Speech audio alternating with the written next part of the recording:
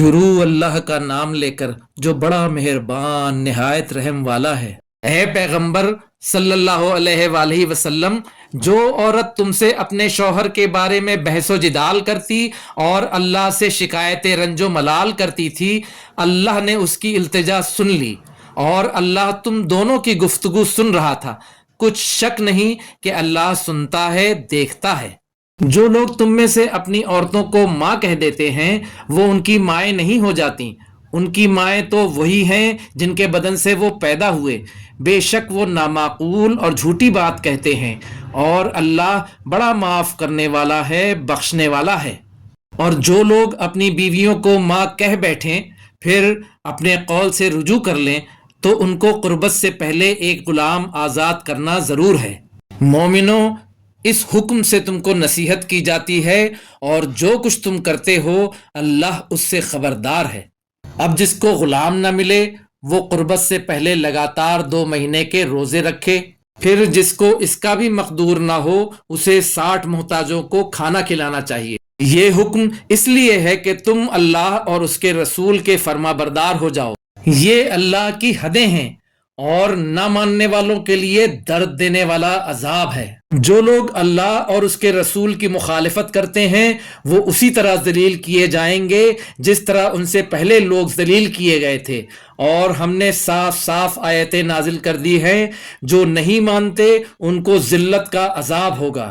جس دن اللہ ان سب کو جلا اٹھائے گا تو جو کام وہ کرتے رہے ان کو جتائے گا۔ اللہ نے وہ سب کام لکھوا رکھے ہیں اور یہ ان کو بھول گئے ہیں، اور اللہ ہر چیز سے واقف ہے۔ کیا تم کو معلوم نہیں کہ جو کچھ آسمانوں میں ہے اور جو کچھ زمین میں ہے اللہ کو سب معلوم ہے؟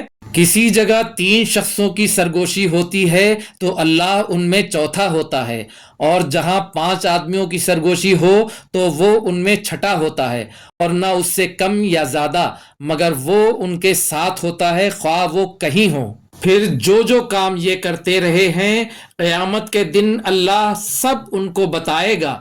بے شک اللہ ہر چیز سے واقف ہے۔ اے پیغمبر صلی اللہ علیہ وآلہ وسلم، کیا تم نے ان لوگوں کو نہیں دیکھا جن کو سرگوشیاں کرنے سے منع کیا گیا تھا، پھر جس کام سے منع کیا گیا تھا وہی پھر کرنے لگے؟ اور یہ تو گناہ اور ظلم اور پیغمبر صلی اللہ علیہ وآلہ وسلم کی نافرمانی کی سرگوشیاں کرتے ہیں، اور جب تمہارے پاس آتے ہیں تو اللہ تعالیٰ کے بتائے ہوئے الفاظ کے بجائے دوسرے الفاظ میں تمہیں دعا دیتے ہیں، اور اپنے دل میں کہتے ہیں کہ اگر واقعی یہ پیغمبر ہیں تو جو کچھ ہم کہتے ہیں اللہ ہمیں اس کی سزا کیوں نہیں دیتا؟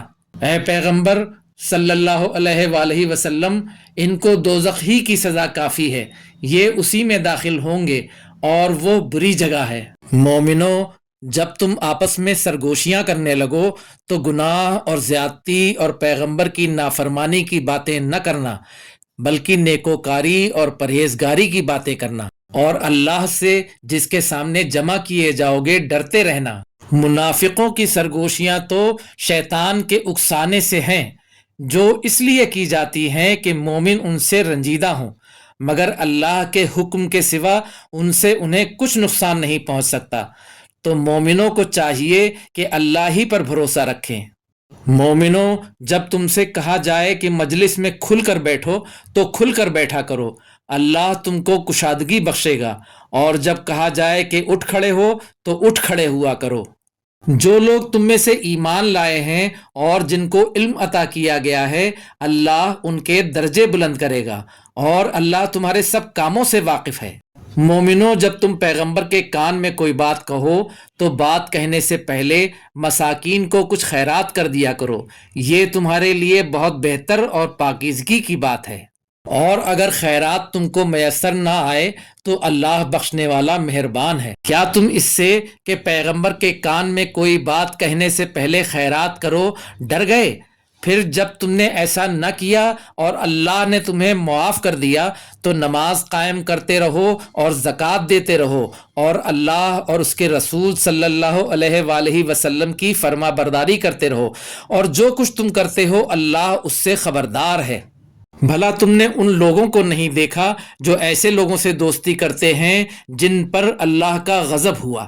وہ نہ تم میں ہیں نہ ان میں، اور جان بوجھ کر جھوٹی باتوں پر قسمیں کھاتے ہیں۔ اللہ نے ان کے لیے سخت عذاب تیار کر رکھا ہے، یہ جو کچھ کرتے ہیں یقیناً برا ہے۔ انہوں نے اپنی قسموں کو ڈھال بنا لیا ہے اور لوگوں کو اللہ کے رستے سے روک دیا ہے، سو ان کے لیے ذلت کا عذاب ہے۔